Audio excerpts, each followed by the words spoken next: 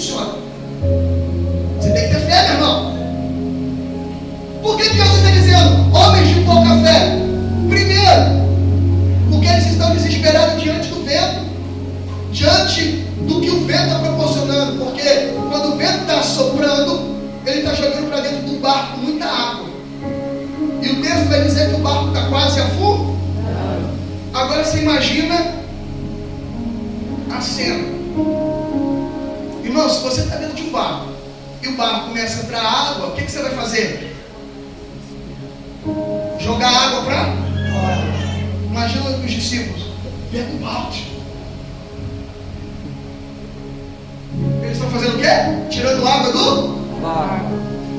Vamos, gente, pega mais balde, pega balde, pega balde. Só que quanto mais água eles estão jogando para fora, mais água o vento está jogando para dentro. Por que, JG? Porque enquanto você ficar lutando contra a água, o que está destruindo você é o vento. Agora minha pergunta é: a água eles estão vendo, sim ou não? Sim. A água eles estão vendo, sim ou não? Sim. E o vento eles estão vendo? Não. Então eles estão lutando contra aquilo que eles estão vendo.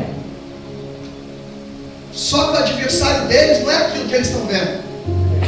O adversário deles é aquilo que eles não estão vendo. Sabe qual é o seu problema? Você está lutando contra aquilo que você está vendo, mas a Bíblia vai dizer que a nossa luta não é contra a carne nem o sangue. A nossa luta é contra principados e potestades que estão nas regiões espirituais. Talvez você está dizendo: não, o problema é meu marido, não, o problema é minha esposa, não, o problema é meu patrão, não, o problema é meu pastor, o problema é fulano, o problema é minha vizinha. Deus está dizendo: a nossa luta não é contra a carne nem o sangue. Quando você entender que a sua luta está contra aquilo que você não vê, você vai parar de ficar lutando com armas naturais e vai começar a lutar com armas.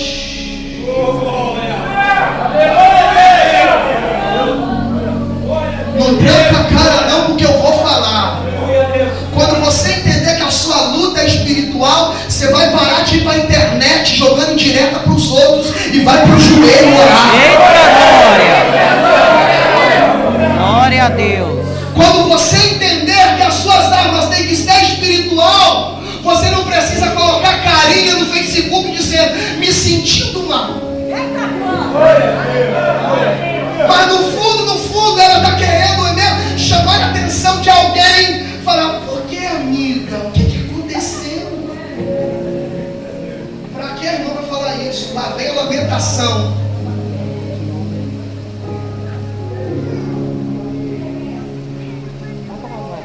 Por que, pastor? Porque se você soubesse que quem resolve o teu problema é o espiritual, tu não falava para o homem, tu falava para Deus.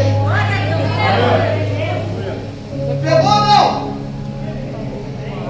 Mas eles estão fazendo o que? Olha para mim. Eles estão lutando com armas naturais. Mas Jesus está dizendo: o problema não são armas naturais. O problema são armas espirituais. Aí olha para mim, estou terminando a mensagem. Escuta aqui, olha para mim. Por isso, Jesus vai olhar para eles e vai dizer assim: homens de pouca fé. Olha para mim, olha para mim. Fica preocupado que está levantando não. Só olha para mim. Sabe por que Jesus está dizendo assim: homens de pouca fé? Vem comigo que você vai entender a mensagem. Simples. Porque quando Jesus está dizendo: passamos para o outro lado, você já continua lendo o texto. O que tem do outro lado? Terra firme. Do outro lado tem um homem endemoniado, morando nos sepulcros. E o texto vai dizer que esse homem está tão endemoniado que ele não consegue ser preso nem por correntes, porque ele rebenta essas correntes. Ele está possesso por demônios. E quando Jesus chama os discípulos: passamos para o outro lado, Jesus está dizendo: nós estamos indo numa missão. Qual é a missão? Libertar o endemoniado de Gadara, um gadareno, que está lá do outro lado. Essa é a nossa função. E lá do outro lado, libertar alguém. Só que quando eles chegam no caminho, no meio do caminho, o vento sopra. E eles vão ficar desesperados, dizendo: eu vou morrer. E sabe o que Jesus está dizendo quando está chamando eles homens de pouca fé? Jesus está dizendo para eles: vocês são muito frouxos. Porque se o vento no meio do caminho parou vocês, imagina quando a gente bater de frente com o diabo lá do outro lado. Sabe o que Jesus está dizendo para eles? O vento é um fenômeno da natureza. Se o vento é um fenômeno da natureza, eles estão lutando contra algo natural. Sabe o que Jesus está dizendo? Se algo natural está parando vocês, imagina quando vocês baterem de frente com o diabo. Ah, Jesus, eu vou falar.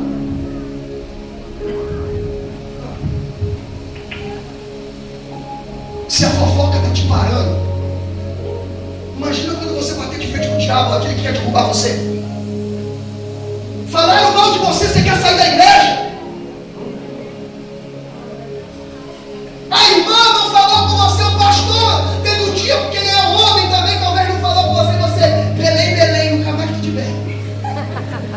Não, vou procurar a igreja, porque estão te puxado. Irmão, se coisas normais na vida, porque deixa eu fazer uma pergunta: ser traído é normal, sim ou não? Sim, porque é desse mundo. Ser decepcionado é normal? Sim. Ser frustrado é normal? Sim. Ser abandonado no momento que você mais precisava? Sim. Se sentir sozinho no caminho? Sim. Mas se isso está te parando, Deus está dizendo: não quero nem saber se você bater de frente com aquele que quer derrubar você. Olha para mim, sabe por que muita gente não está chegando no lugar que ele sonha chegar? Porque Deus está dizendo: não é eu que não quero, é você que não está preparado. Se a fofoca está te parando, como você quer chegar em lugar grande?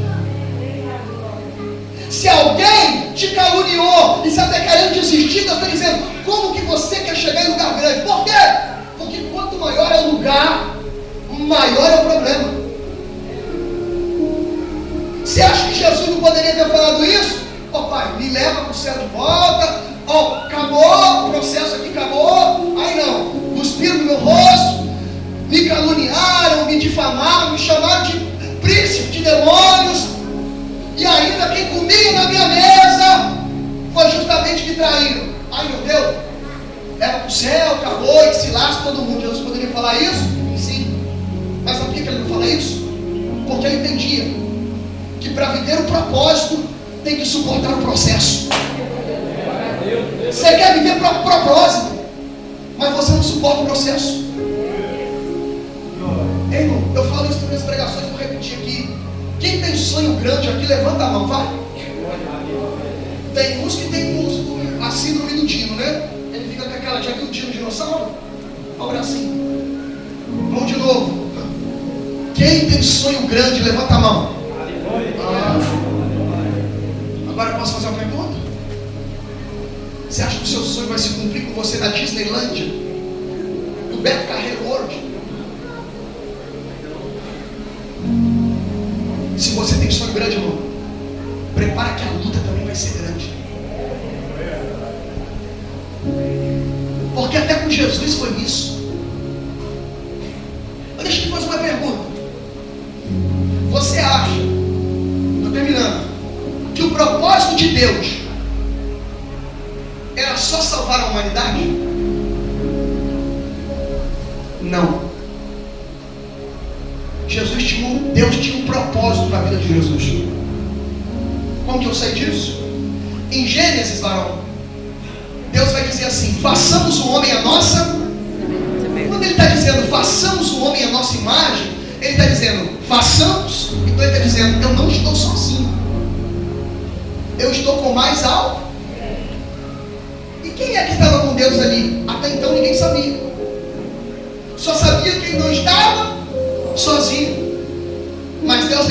filho, descansa. Porque eu tenho um propósito para a sua vida. Tu vai descer, tu vai morrer, vão cuspir no teu rosto, vão te vender, vão te trair, tu vai até morrer, mas descansa. Ao terceiro dia, a pedra da tumba vai rolar e tu vai ressuscitar. E o nome que eu vou te dar, quem lá atrás em Gênesis não sabia quem tu eras, vai passar mais de 2000 anos no lugar lá de Manhuaçu. Vai ter um povo maluco, doido, levantando a mão e gritando teu nome, dizendo: eu te amo, Jesus. Eu te amo. Glória a Deus, aleluia. Sabe o que Deus está dizendo para Jesus? Filho, porque toda dor tem sua recompensa. Ei, essa dor não vai te matar, essa dor não vai te paralisar, mas eu vim ser profeta de Deus na sua vida. Essa dor vai te promover ao nível que Deus preparou para a sua vida. Não suporta, meu irmão.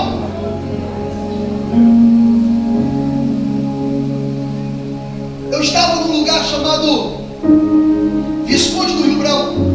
Eu e minha esposa, minha família, nós pastoreamos uma igreja lá, próximo de Ubá, Juiz de Fora.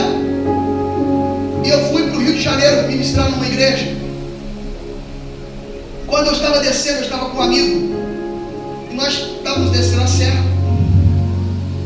E quando você pega e começa a descer a terra de Teresópolis, Petrópolis ali, é uns penhascos muito bonitos, e tinha muita gente vendendo banana, uns trecos assim. E eu falei: vamos parar aqui, vamos comer um cachinho de banana, sentar aqui e ficar esperando um pouquinho. Eu parei, deixa eu comer banana, toma banana. Aí de repente a gente olhando, tirando umas fotos, paisagem bonita. Quando eu fui olhar, eu falei: meu Deus do céu, vamos embora. Cheguei lá, eu cheguei nos 45 do segundo tempo da igreja. E Deus começou a ministrar no meu coração, disse: sabe por que você chegou atrasado? Porque você tinha uma meta. A sua meta era chegar, mas as distrações do caminho fizeram você parar. E todas as vezes que você começar a flertar com aquilo que está no seu caminho, você nunca vai chegar no tempo certo. Você sabe qual é o problema nosso? A gente tem um alvo. O alvo que Deus disse é: passamos para o outro lado. Vai viver uma vida de sucesso, vai viver um casamento extraordinário, vai viver a porta que eu preparei para você. Aí você vai, porque para toda palavra que Deus fala, a gente está no azeite, está no óleo. Vamos embora, vamos viver a promessa. Só que deixa eu te dizer uma coisa, eu estou finalizando a palavra. O diabo nunca vai impedir você de viver a promessa de Deus. O diabo nunca pode roubar aquilo que Deus te entregou. Irmão, se você ouvir o evangelho que falaram: não, pastor, Deus tinha uma promessa, mas o diabo, olha para mim, mas o diabo roubou a minha promessa. Ei, deixa eu te falar uma coisa com você. Isso é conversa carochinha, porque isso não está na Bíblia. Olha para mim, tem um evangelho estranho aí que começa a dizer que o sentimento que a gente sente é o seguinte: sabe qual é o sentimento que a gente sente? É como se Deus tivesse te entregado um presente, o seu milagre. Aí você recebeu. Aí quando você está todo feliz aqui, né? Ei, igual parecia com o chapéuzinho vermelho. Oh, que maravilha, meu milagre. De repente o diabo vem, roubou seu milagre e saiu correndo. Aí você pega: o diabo roubou meu milagre. Parece que aquela luta, como se Deus não fosse poderoso o suficiente para te entregar algo a fim de que aquele algo permaneça. Só que tem um porém. Aquilo que Deus te entregou de fato, o diabo não pode roubar, mas ele pode te impedir, fazendo com que você pare e não vá buscar aquilo que Deus te entregou. Como que ele faz isso? Colocando distrações no seu caminho. Quando alguém se levanta com uma fofoca, quando alguém se levanta querendo te paralisar, é o próprio diabo colocando distrações no seu caminho. Porque ele não pode impedir aquilo que Deus te entregou, mas ele pode impedir você de caminhar, colocando você distrações. Então existem coisas que não é o diabo que roubou, foi você que parou. E sabe o que Deus está mandando dizer para pessoas aqui? A promessa ainda está de pé no mesmo lugar. Glória a Deus. Não foi eu que não cumpri, foi você que parou no meio do caminho para flertar com coisas que você viveu. E Deus está dizendo: quer voltar a viver o que eu tenho para você? Está na hora de você se levantar e voltar a caminhar. Para de permitir com que o vento te paralise. Não permita com que as tempestades da tua vida te paralise a ponto de que você não chegue no teu alvo.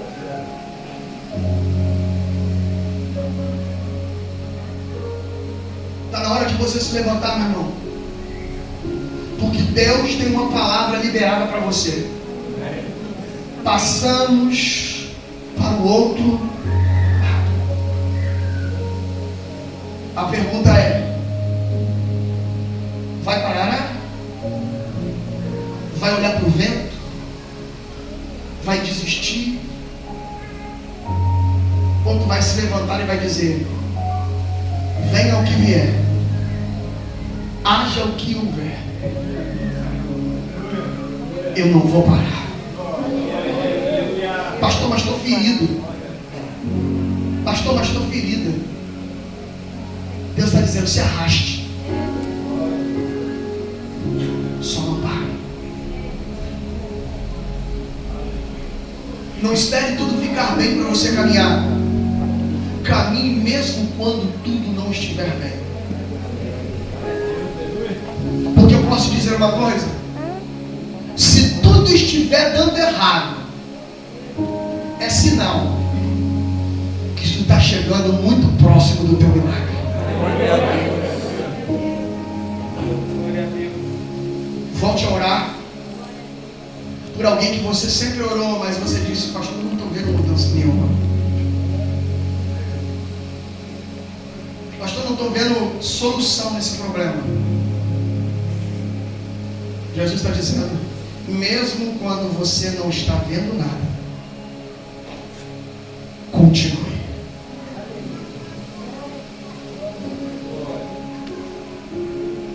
Hoje Deus me trouxe aqui lá de Cachoeiro para te dizer: você não pode parar.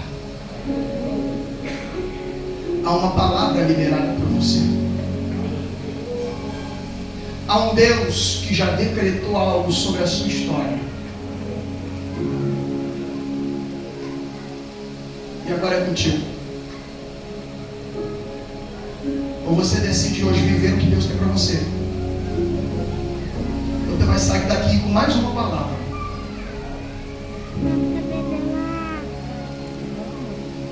Ouve isso, finalizo. O que vai fazer a diferença não é você ouvir a palavra mais poderosa no microfone. O que vai mudar a sua vida é o que você faz com aquilo que você recebe.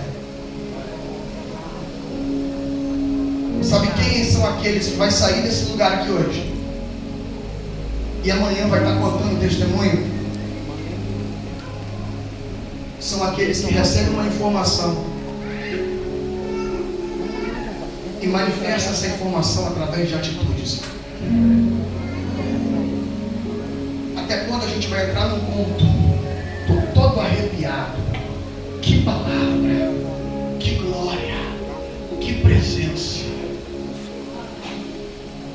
Mas a gente sai daqui para fora. Se você não tomar decisão de colocar essa palavra na sua vida em sinônimo de atitude, só vai ser mais uma palavra. Então saia daqui e se levante. Saia daqui e volta a orar pela sua mãe. pelo seu pai, pelo seu esposo, pela tua esposa, pela tua vida financeira, por alguém que te persegue, por alguém que te odeia. Deus está dizendo: volte a orar, volte a colocar o seu propósito como prioridade na sua vida, e não permita que nada te paralise. Se você entender essa palavra, prepare, você está sentenciado a ser o próximo a viver as promessas de Deus. Glória a Deus. Na sua vida. Aleluia. Coloque sobre os seus pés.